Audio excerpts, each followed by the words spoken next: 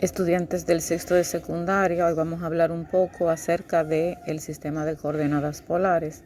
Antes de hablar de coordenadas polares, vamos a partir del sistema de coordenadas cartesianas trazando dos ejes, en este caso el eje X y el eje Y. Suponiendo que tenemos un punto aquí, este punto representa este extremo.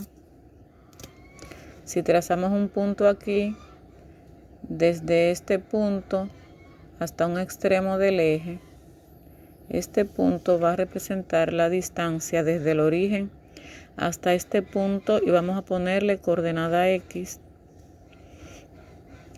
Y si trazamos aquí desde el origen,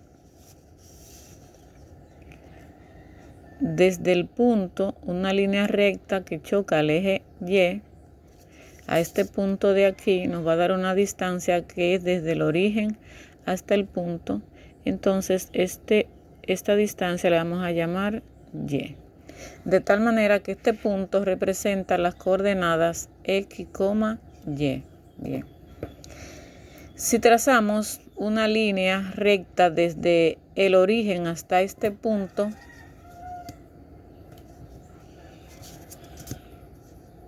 desde el origen hasta el extremo del punto, tendré una distancia que le voy a llamar R. Este espacio desde el origen hasta el extremo del punto es una distancia que le voy a llamar R, que representa el radio de una circunferencia. Y el espacio que está entre esa distancia y el eje X, a este espacio le voy a llamar, es un ángulo que está aquí, le voy a llamar θ. Entonces, de tal manera que en lugar de decir que este punto es XY, en el plano polar le voy a llamar entonces R, que es la distancia, y el ángulo. Significa que a este punto le voy a llamar punto de coordenada polar. Entonces aquí, esto será el punto de coordenada polar. Bien. Y este extremo que está aquí, en lugar de ser eje X, le voy a llamar eje polar. Le voy a llamar eje polar.